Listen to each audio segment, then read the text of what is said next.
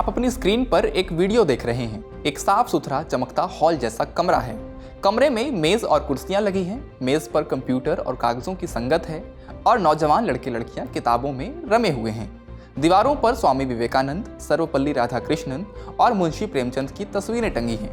ये वीडियो देखने भर से आपको समझने में शायद ही कोई मुश्किल हो कि ये एक लाइब्रेरी का मंजर है।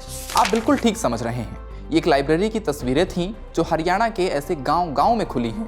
आज इस वीडियो में आपको बताएंगे कि कैसे एक पुलिस अफसर का शुरू किया गया उपक्रम हरियाणा के गांव में बसे हजारों नौजवानों के लिए दुनिया की ओर खुलती खिड़की बन गया है। समझेंगे कि कैसे लाइब्रेरी को लेकर किया गया एक प्रयोग परंपरा बन चला है।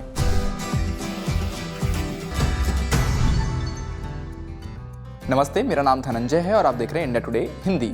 हरियाणा के करनाल से 10 किलोमीटर दूर एक गांव है काछवा। गांव में पंचायत भवन के कैंपस में बना है सरदार वल्लभ भाई पटेल लाइब्रेरी। यहाँ गांव भर के वो बच्चे हर सुबह अपनी कुर्सी छेंकने को आतुर रहते हैं, क्योंकि लाइब्रेरी के शांतचित्त माहौल में उन्हें अपने कंपटीशन एग्जाम की तैयारी करनी होती है। इनमें पूजा और हैप्पी सिंह जैसे युवा हैं जो जूनियर बेसिक ट्रेनिंग यानी जेबीटी परीक्षा की तैयारी कर रहे हैं। ये एक तरह का डिप्लोमा है जिसके तहत प्राइमरी स्कूल के शिक्षक के लिए ट्रेनिंग दी जाती है। पूजा बातचीत में बताती हैं कि इस बार जेबीटी में 1500 पद निकले हैं। लाइब्रेरी में यूपीएससी, एचसीएस, एचटीईटी जैसी परीक्षा की तैयारी में जुटे हुए बच्चे पढ़ाई करने आते हैं। काछवा से यही कोई 80 किलोमीटर दूर सोनीपत जिले में गनौर के पास शेखपुरा गांव में भी ऐसी ही लाइब्रेरी है। हरियाणा के 22 अलग अलग जिलों के अलग अलग अक्षांशों और देशांतरों में ऐसी 2 दर्जन यानी 24 लाइब्रेरी खुल चुकी हैं और ये तादाद जल्द ही 35 तक पहुंचने वाली है। लेकिन क्या इसका महत्व सिर्फ आंकड़ों में है? लाइब्रेरी का जो कॉन्सेप्ट अमूमन रहा है कि हम लोग भी कि उसमें फलाने लिटरेचर और ये सब दुनिया भर का लिटरेचर खोजते रहे हैं। जो हमारी भी ये मान्यता थी कि यार लाइब्रेरी का मतलब तो हम तमाम तरह की किताबें पढ़ने जाते हैं, वो साहित्य की हो, वो पर्यावरण की हो, दूसरी चीज़ें हों। लेकिन इसमें जो है मैंने खुद पाया कि यार ये तो मामला कुछ अलग है। इन बच्चों को असल में लाइब्रेरी इसके लिए चाहिए कि उनको तैयारी करनी है। अब ऐसी लाइब्रेरीज हैं जो जिसमें तमाम सारी ऐसी अलमीरा हैं कि उसमें प्रेमचंद हैं, गांधी हैं और तमाम तरह का दुनिया भर का साहित्य उसमें रखा हुआ है। लेकिन कई सेक्शन जो है ना महीनों तक खुलते नहीं हैं। क्यों? क्योंकि वो कहते हैं कि हमारी ज़रूरत तो कंपटीशन की किताबों की है। तो ये हम जो है जो मिलती हैं वो हम पढ़ते हैं, इसमें नहीं मिलती हैं तो हम अपने साथ कहीं से भी लेके आते हैं। हरियाणा की यही कोई 3 करोड़ आबादी में से 2/3 इसके काछवा और शेखपुरा जैसे करीब 7000 गांवों में रहती है और कुल आबादी का 1/3 15 से 29 की उम्र वाला यानी वो तबका है जिसे तुरंत रोजगार चाहिए। इनकी संख्या का मोटा अंदाजा इससे लगाएं कि 2024 में सिर्फ हरियाणा शिक्षा बोर्ड के तहत 1,82,000 छात्र 12वीं पास हुए, यानी नौकरी चाहने वालों की कतार में आ गए। हाल के लोकसभा चुनाव में centre for monitoring Indian economy यानी CMIE के इन आंकड़ों पर खासा हल्ला मचा था कि हरियाणा में बेरोजगारी दर 37.4% है। इस तरह की सामाजिक भौगोलिक तस्वीर के बीच हरियाणा के एक IPS अफसर शत्रुजीत कपूर ने 20 अक्टूबर 2020 को काछवा में लाइब्रेरी का प्रयोग जमीन पर उतारा। इसकी एक तो जो शुरुआत है वो थोड़ी सी इंटरेस्टिंग है कि एक ब्यूरोक्रेट जो है वो शत्रुजीत कपूर साहब जो है वो 2016 में जो है ना उनको हरियाणा बिजली वितरण विभाग का जो निगम होता है उसका उनको मुखिया बनाया गया था, CMD बनाया गया था।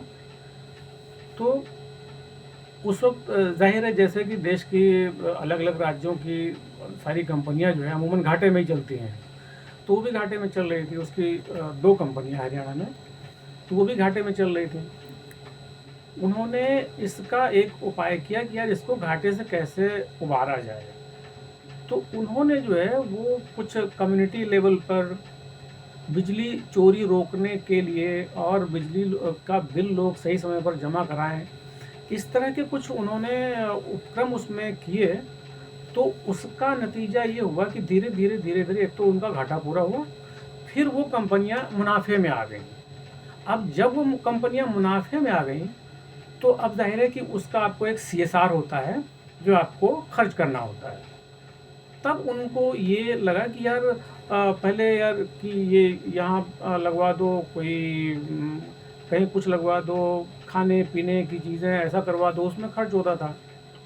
फिर उनको आइडिया आया कि यार क्योंकि हम ये दूर दराज में जो है ना वो गाँव का जो मामला है, यहाँ इतने बच्चे जो है ना वो पढ़ने के लिए जो नज़दीकी कस्बा है वहाँ लाइब्रेरीज में जाते हैं, वहाँ उनको पैसे दे करके घंटे 2 घंटे ऐसा करके जो है ना वो पढ़ने को मिलता है। ये साल के पैसे से फिर वो जो ट्रस्टी बोर्ड था उससे उन्होंने फैसले करवाए।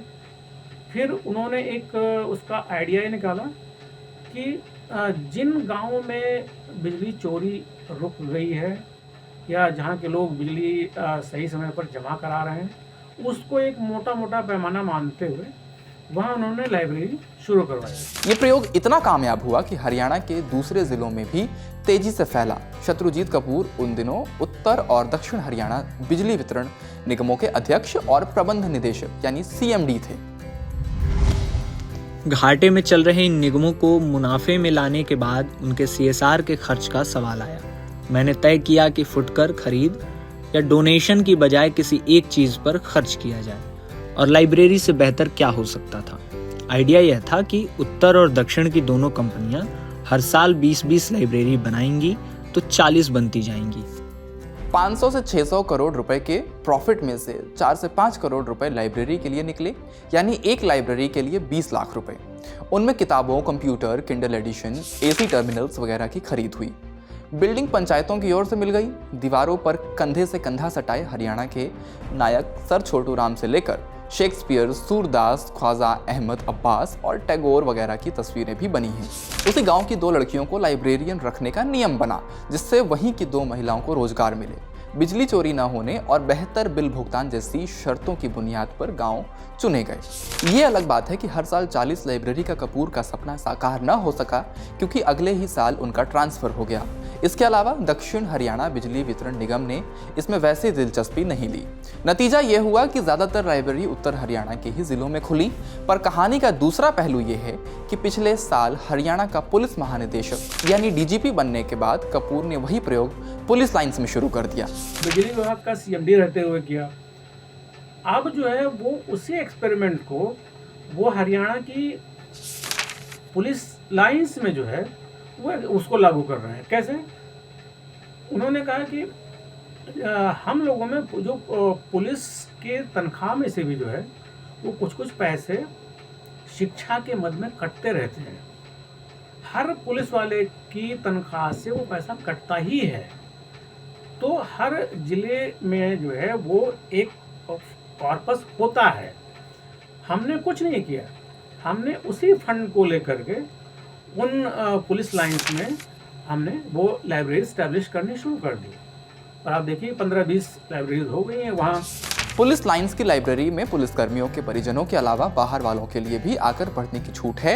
अब तक ऐसी 13 लाइब्रेरी बन चुकी हैं और 4 बन रही हैं। पुलिस लाइब्रेरी में फ्रेंच, जर्मन, जापानी जैसी विदेशी भाषाओं का सेक्शन खास तौर पर जुड़वाया गया है। कपूर की राय में हर बच्चे को कोई एक विदेशी भाषा आनी चाहिए, जो करियर में आगे बढ़ने में उसके लिए मददगार हो सकती है। लेकिन इस जरूरी उपक्रम में अब भी एक बड़ी समस्या है। इन लाइब्रेरीज में 3000 से 4000 साहित्यिक, राजनीतिक, सांस्कृतिक किताबें रखी गई हैं। इनमें से कईयों के शेल्फ महीनों तक नहीं खुलते। जरूरत इस बात की है कि साहित्यिक किताबें पढ़ने वालों का भी एक तबका वहां तैयार हो।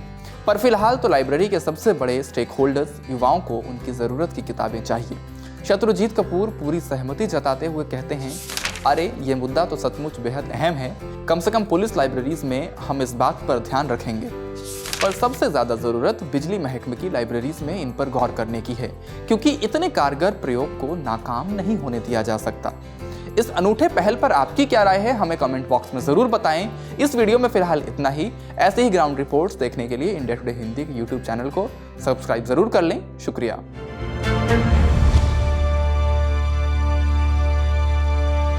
इसी तरह की तसल्ली से भरी हुई एक्सक्लूसिव रिपोर्ट्स देखने के लिए सब्सक्राइब करें इंडिया टुडे हिंदी का YouTube चैनल और बेल आइकन जरूर प्रेस करें ताकि वीडियो अपलोड होते ही आपको खबर हो जाए।